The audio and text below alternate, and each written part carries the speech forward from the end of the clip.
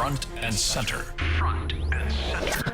A focus on important and significant developments affecting the lives of Filipinos, not only in the Philippines, but also those living and working around the world. Join us in Front and Center. Front and Center. Here on Radyo Pilipinas World Service. Welcome to Front and Center, where we focus on developments in the Philippines, legislation that provides policies and directions that strives to promote a better economy for the country, issues that concern the welfare and well-being of every Filipino. All of these and more will be Front and Center. And you can watch this program live on our Facebook page. That's Radyo Pilipinas World Service. And you can watch this program again on our delayed broadcast through YouTube channel on the same page, Radyo Pilipinas World Service. And you can hear this broadcast live on our live audio streaming, and that's on PBS Evox receiver app.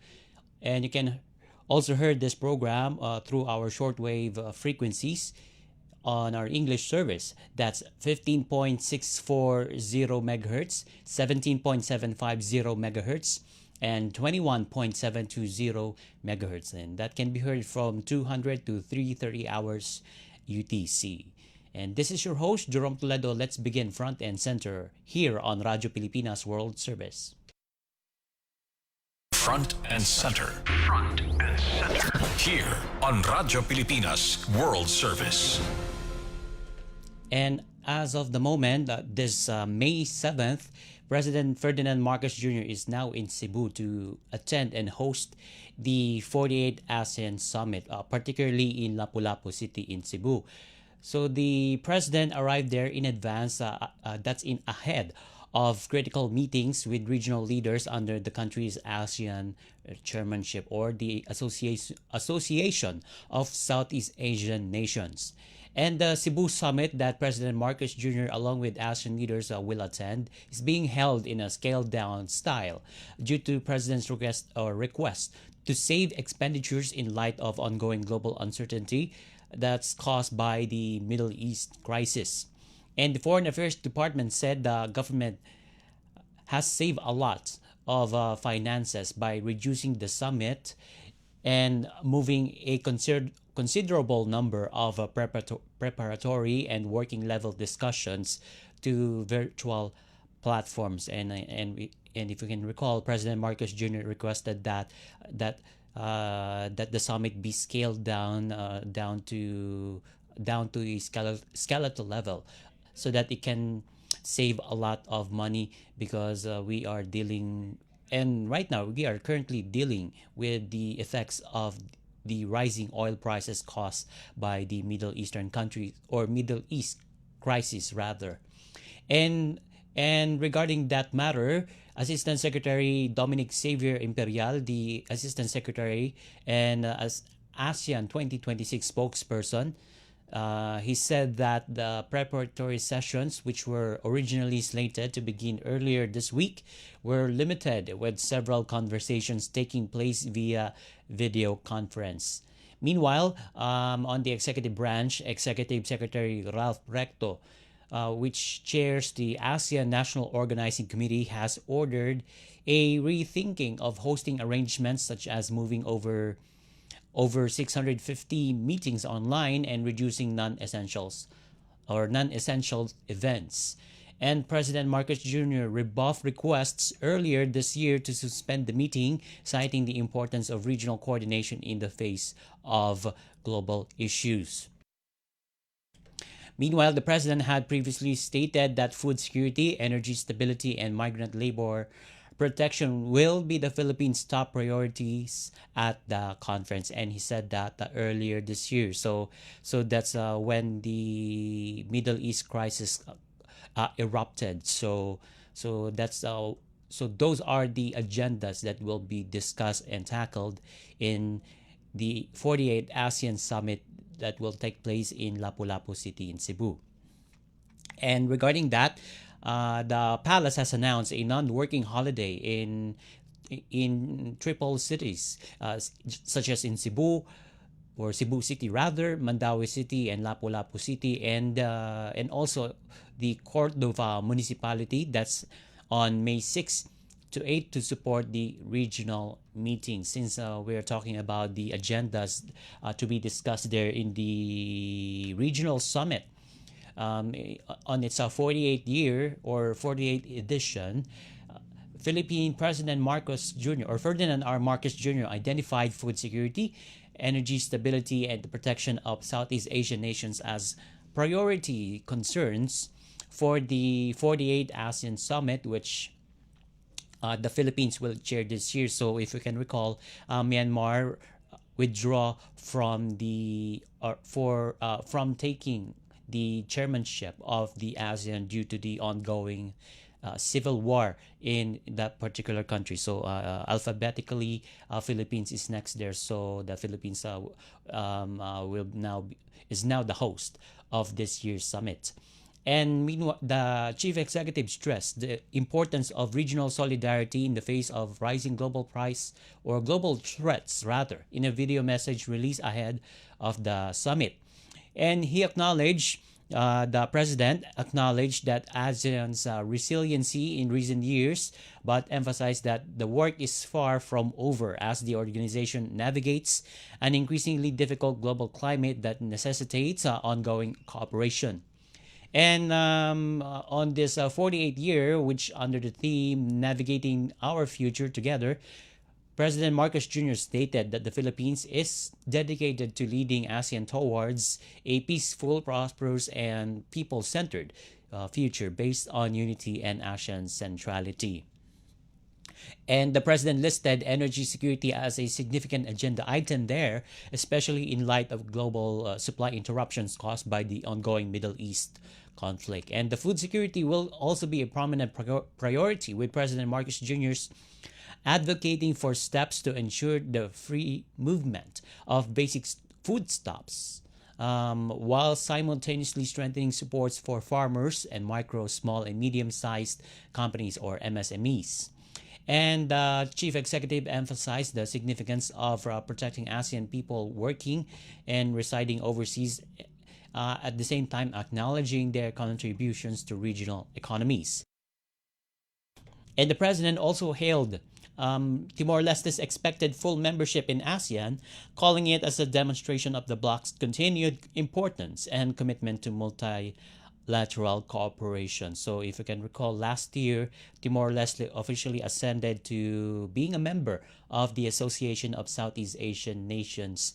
So they technically becoming a new member of the regional bloc. And also, the ASEAN leaders are likely to discuss in that summit from May 6 to 8 the critical regional and global issues at the summit, such as economic resiliency, security cooperation, and humanitarian concerns. And as far as the report is concerned, the code of conduct in the South China Sea will be the one of the agendas that will be discussed in that particular summit. And although we have to watch out if that particular meeting will take place. And according to the Department of Foreign Affairs, or all ASEAN leaders will attend the summit, and of course, with the exception of Myanmar, as mentioned earlier, the Myanmar has skipped the chairmanship of ASEAN, and the Philippines will take over, and Myanmar. Because Myanmar leader will not be present in that particular summit, they will be represented by its foreign minister. And President Marcos stated that the Philippines will continue to support ASEAN's founding ideals of peaceful coexistence, mutual respect, and cooperation. And to recall, the last hosting of the Philippines in the ASEAN Summit was in 2017 during the Duterte administration. And as we're dig deeper into the agendas of the ASEAN Summit, the power grid the ASEAN power grid rather, will be seen as among priority economic deliverables. And since the implementation of the proposed ASEAN Power Grid is one of the Philippines' top economic priorities, as it chairs the 48th ASEAN Summit, which aims to boost regional energy security and resilience in the face of global uncertainty. So this particular agenda, the power grid or ASEAN Power Grid, is being floated here. That's in light of the Middle East crisis situation there. And according to the Philippine Trade Department, through its Undersecretary Alan Jepti, the project is part of the larger set of economic priorities aimed at deepening integration and responding to external shocks that affects the area. And he stated that the ASEAN Power Grid or Power Grid Memorandum of Understanding will anticipates a cross-border electricity commerce, allowing member states to exchange energy resources and ensure to ensure that the energy supply in the region will be stable. And that project comes as Southeast Asia faces energy or rising energy costs by means of, or what we are talking about, the rising energy costs, the rising oil prices, and also the supply concerns because the Strait of Hormuz is still close to oil trade, and that's caused by geopolitical conflicts, as mentioned, the ongoing conflict in the Middle East. And Undersecretary Jepti of the Trade Department stated that improving regional security or energy connectivity rather is crucial for minimizing vulnerabilities and as it maintains long-term energy stability. And along with that power grid project, the ASEAN is trying to finish the ASEAN-Canada Free Trade Agreement, which aims to broaden trade networks and provide new economic prospects for its member states. And other key targets include encouraging digital trade, increasing investments in green and high growth sectors, and developing sustainable agriculture system. And for sure, the newest member, the Timor-Leste, will be benefiting from this project that is supposed to be taking place as the ASEAN is planning to establish power grid. And in the meantime, Undersecretary Jepti of the Trade Department, or the Philippine Trade Department, stressed that ASEAN's coordinated reaction is critical to maintaining trade flows, supporting businesses, and sustaining economic growth in the face of global problems. And the Philippines, which led by Philippine President Ferdinand Marcos Jr., is hosting the summit hosting the summit this year under the theme Navigating Our Future, together with a focus on economic resiliency and collaboration. And since the leaders of ASEAN, or the Association of Southeast Asian Nations, have all arrived here in the Philippines, particularly in Cebu, so they are scheduled to meet on Friday to discuss those agendas or goals, including the code of conduct in the South China Sea, among others. So, in particular, the energy response of they will be discussing how to respond in the ongoing crisis, which is brought by the rising oil prices due to the Middle East conflict. So we will be watching out those developments of what will be the outcome of the talks of the ASEAN leaders there, what will be the goals there, and what will be the outcome, and what's going to be the consensus or statements coming from ASEAN leaders as they're going to tackle the code of conduct, because that's really important to discuss about the code of conduct in the South China Sea, so that they will have a unified stance or stand against the growing presence or influence of China in the regional bloc. And that summit will take place it started yesterday, May 6th, and it will end by Friday, May 8th. And more stories coming your way as we're going to discuss about the recent not just recent but ongoing Balikatan exercises between friends, partners, and allies, United States, Japan, Philippines, Canada, Australia, and New Zealand, and other allied countries. That's all coming up here in the program Front and Center on Radyo Pilipinas World Service. Stay tuned. Garantisadong solusyon at aksyon ang handog sa iyo ng bagong Pilipinas Presidential Action Center. Sundin lang ang mga sumusunod para makakuha ng appointment. Para sa wala pang eGov.ph app account, panoorin ang video para malaman kung paano gumawa ng account. Kung meron ng account sa eGov.ph app, mag-login dito. Saka hanapin ang online registration tab para sa bagong Pilipinas Presidential Action Center. Pindutin ito para makita ang available na government services. Piliin ang serbisyo na iyong kailangan mula sa listahan. I-upload ang requirements ng serbisyong kailangan mo. Pumili ng petsa at oras kung kailan nais pumunta sa bagong Pilipinas Presidential Action Center. I-submit na ang iyong application at bigyan ng pagkakataon na ma-review ang iyong isinumiting requirements. Hintayin ang QR code para sa kumpirmasyon ng iyong schedule. Makakatanggap ka ng text message para malaman kung naaprubahan ito. Sakaling hindi ito maaprubahan, makakatanggap ka rin ng text message para ipaalam ang kulang na requirements sa kasubukang mag-register ulit. Kung nakatanggap na ng kumpirmasyon, maaari nang pumunta sa bagong Pilipinas Presidential Action Center sa napiling schedule, dala ang QR code at ang mga isinumiting requirements. Huwag kalimutang dumating sa itinakdang araw at oras ng iyong appointment. Pinapaalala rin na siguruhing may kumpirmadong schedule bago pumunta sa bagong Pilipinas Presidential Action Center para maiwasang magpabalik-balik. Simple at user-friendly ang pagpapa-appointment dito, kaya huwag nang mangamba dahil sa bagong Pilipinas Presidential Action Center, tulong ay abot kamay na.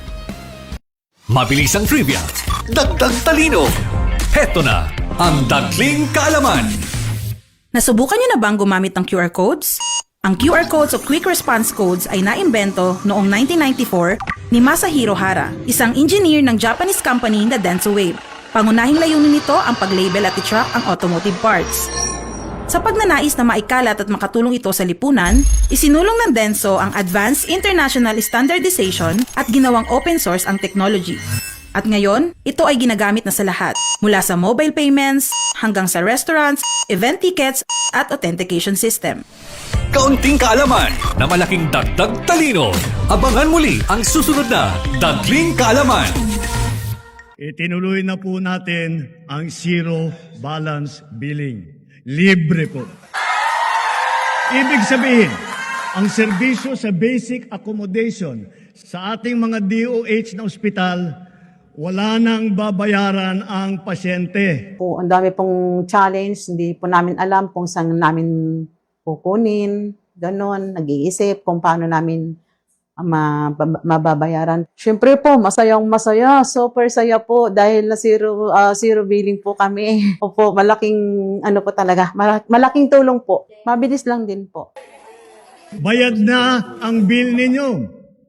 Uulitin ko, wala nang kailangan bayaran ng pasyente basta sa DOH Hospital dahil bayad na po ang bill ninyo. Naiiyak ako kasi sobrang saya. Maraming salamat po, Mr. President Bongbong Marcos Jr.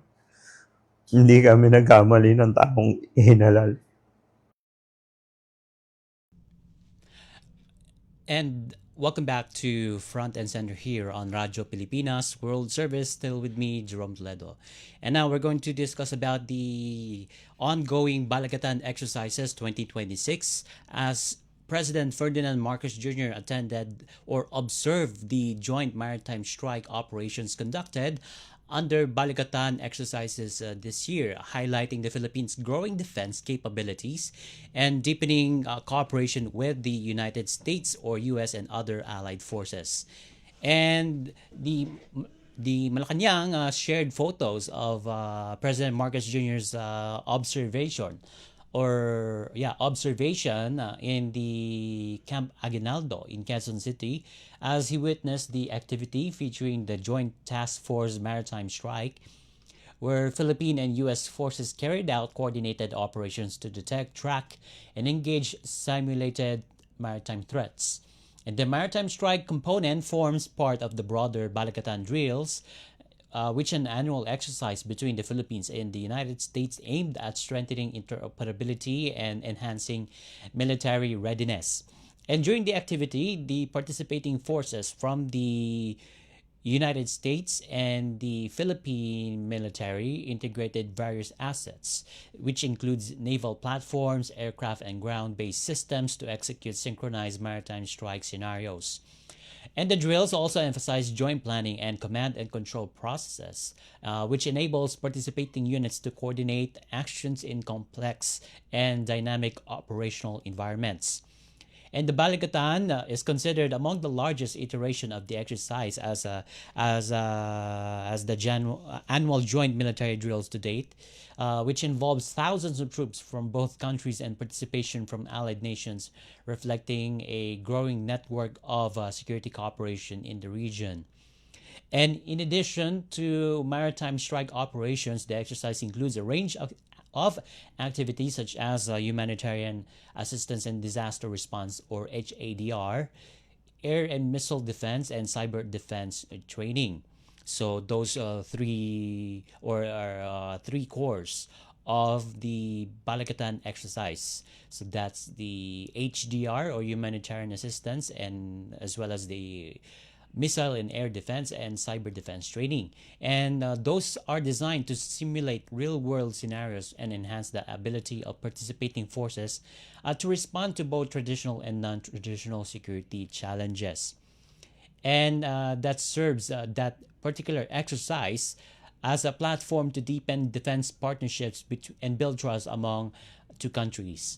And this year's iteration, the Balikatan, also carries added significance as Washington and Manila observes the 75th anniversary of the 1951 Mutual Defense Treaty. And at the same time, we are also observing the 80th anniversary of the Philippine-United States diplomatic relations.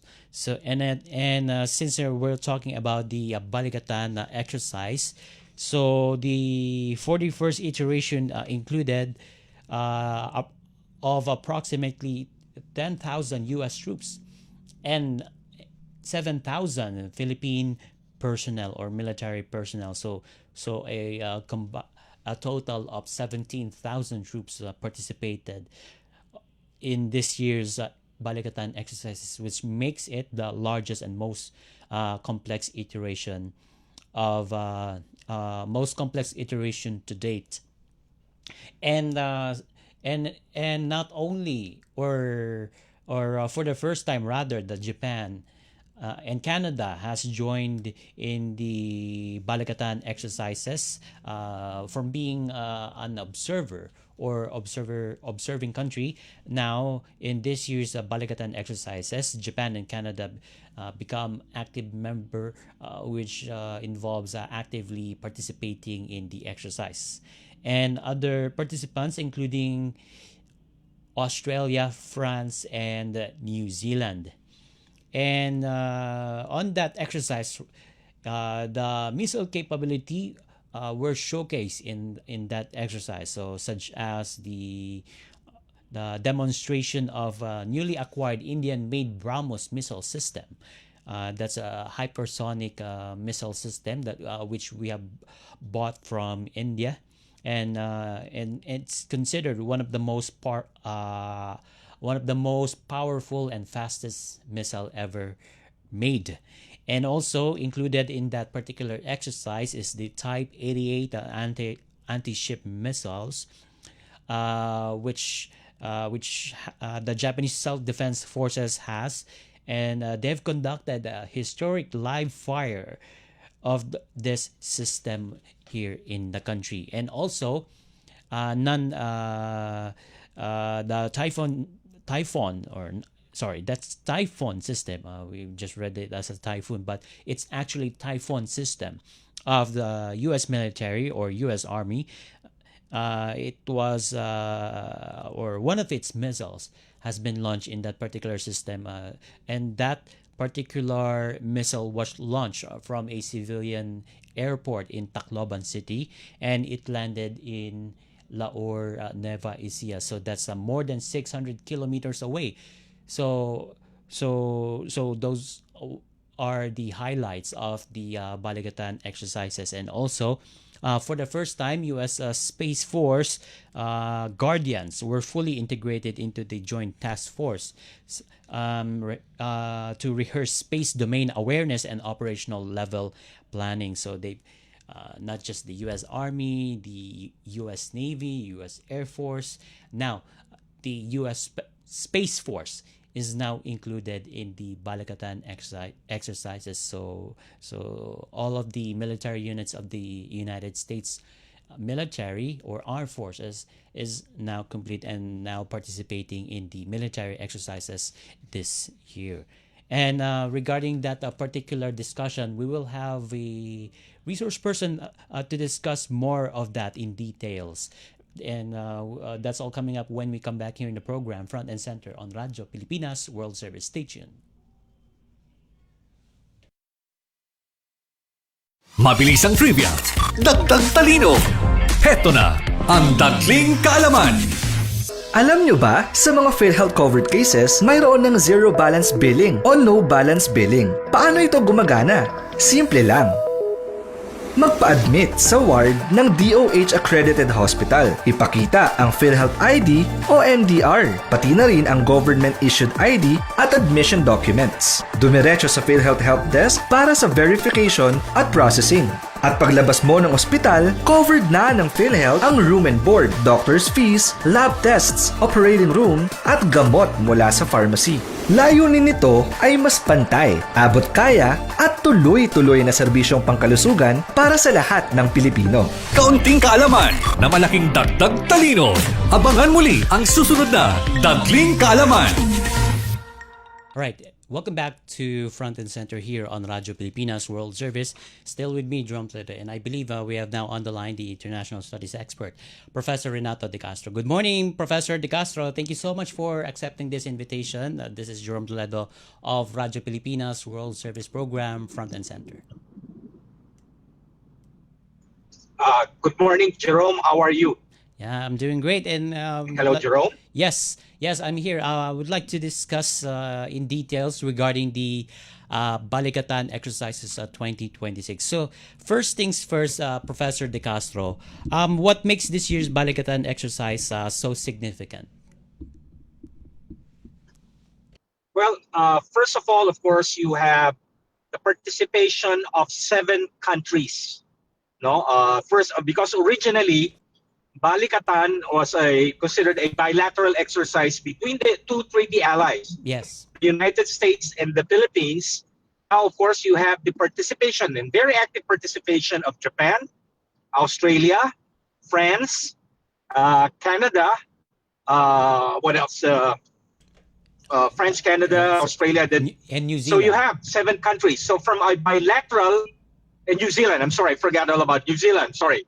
So New Zealand.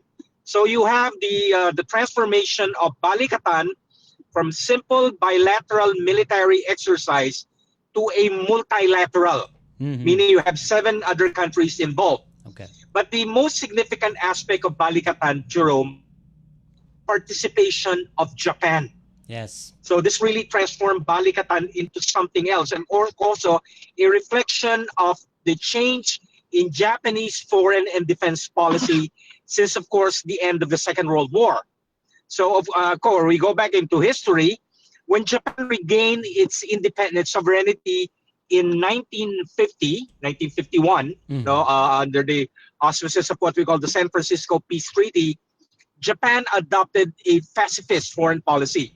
It's also based on their 1947 Constitution, which prohibits Japan from building up a military capability and, of course, undertaking military activities of what we might consider a normal state. That has been the mark of Japanese defense policy since, of course, 1950. With Japan's participation in Balikatan exercise, meaning, of course, the deployment of Japanese combat troops to conduct military exercise in a foreign country, in the Philippines, and, of course, the firing of the Typhoon missile, this marks a break in Japanese defense policy. Okay. Plus, of course, prior to the Japan's firing of the Typhoon 88 missile, you have, of course, a meeting between Secretary Gibo Chidoro and Japanese Defense Minister Koizumi, Yes. where, of course, they signed an agreement wherein, of course, Japan will start transferring lethal military equipment to the armed forces of the Philippines. Yes. Specifically, of course, the Abukuma class escort destroyers to the Philippine Navy. So we're seeing here, Balikatan 2026 mark, of course, the transformation of Japan into a normal power in the Indo-Pacific region. Yeah. Okay. But by the title or the name itself, Balikatan exercise is a bilateral exercise between the Philippines and the United States. So should we consider this as a multilateral exercises and not just Balikatan? It is. Mm-hmm. Yes, it is a multilateral exercise by the fact that you have the participation of 5 other countries. Well, yeah. Transforming it. And of course, just looking at the nature of the exercises. Mm. So we're also seeing really the development of the alliance into what we call the integrated deterrence. That you have, of course, the combined military capabilities of 7 countries primarily aimed to develop deterrence against, of course, a possible aggressor in the Indo-Pacific region. Yeah. Okay, got it.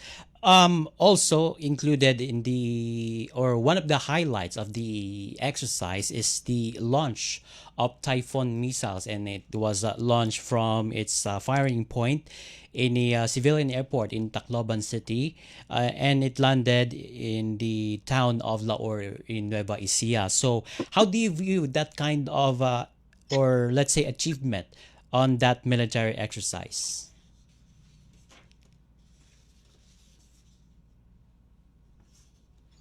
Well, of course, this first of all, we have to give some clarification regarding this matter.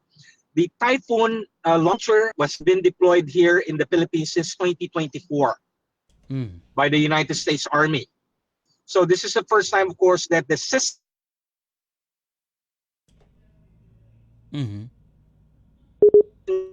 used by firing a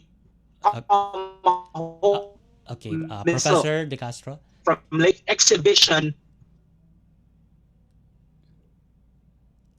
Okay.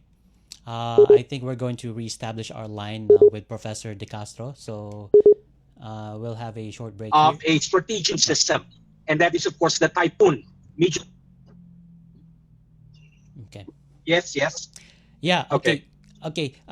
You mentioned that you made a clarification that Typhoon missile system was already here in the Philippines in 2024. Okay. We're going to reestablish our connection. Yes, it's been here. It's been deployed by the U.S. Army, but they haven't. Let's just stop here. Okay. So it has been here. It's been, of course, used in terms of showing its mobility. It's a very mobile system. It could be moved from one part of the archipelago to another. The first time, of course, it was deployed here in 2024. Everybody knew it was deployed in Ilocos Norte. Then it was transferred to an undisclosed place in the Philippines. Then, of course, in this Balikatan exercise, even in my case, I was kind of surprised when suddenly the Tomahawk missile was fired from the Visayas. So this is also showing the fact that the system is really very mobile, meaning, of course, it will have any country that will try to attack the Typhoon launcher will find it difficult to determine where it is, primarily because of its very mobile nature. Okay. And also, it will prove capability or Hello? Yes. It will, and that particular missile will provide enough leverage to stop any incursions in the West Philippine Sea, Professor De Castro.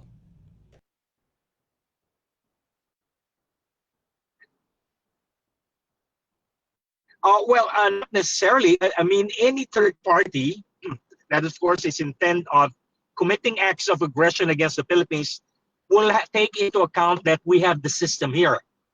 Whether that system could deter that third country or not, of course, is another matter. But what is clear is the fact that that country would have to take into account that we have a strategic weapon system here in the form of the Typhoon medium-range capability system. Okay. And also, Professor De Castro, do you believe that Balikatan 2026 is some sort of a dress rehearsal Yes. for a possible 2027 Taiwan contingency? And recently, China is actively wanted the Taiwan to have it back under their jurisdiction.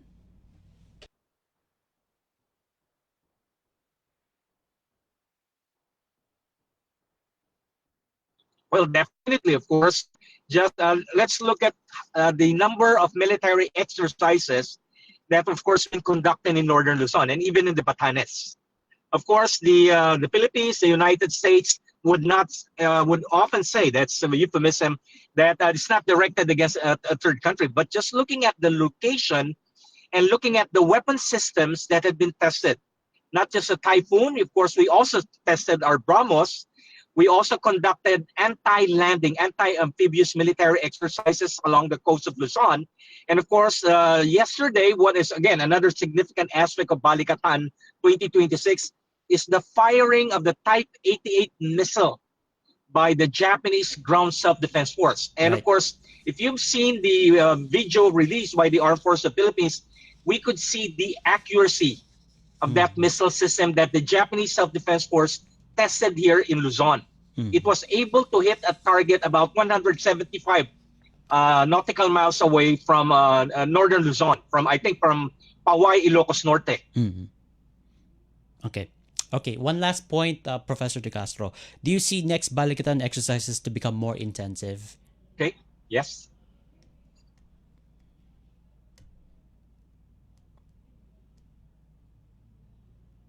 I have no reason to doubt it will be more intensive. The Japanese Self-Defense Force already said we will be sending more men, more asset into the next Balikatan exercise. And I think also in the case of the United States, Indo-PACOM. You'll have active participation, more significantly, of course, from the United States Marine Corps and, of course, the United States Army. And, of course, from the Armed Forces of the Philippines. Okay. All right. Okay. Very well said. And with that, thank you so much for joining us in the program, Professor Renato De Castro, International Studies expert. And with that, we now conclude this edition of Front and Center here on Radio Pilipinas World Service. Together with our technical team, headed by Mr. Milo Janela, on Warcast, Mr. Hiro Lucero. This is your host, Jerome Toledo. Until next time, mabuhay. You have just heard and watched Front and Center. Front and Center. Join us again for another edition here on Radio Pilipinas World Service. Front and Center.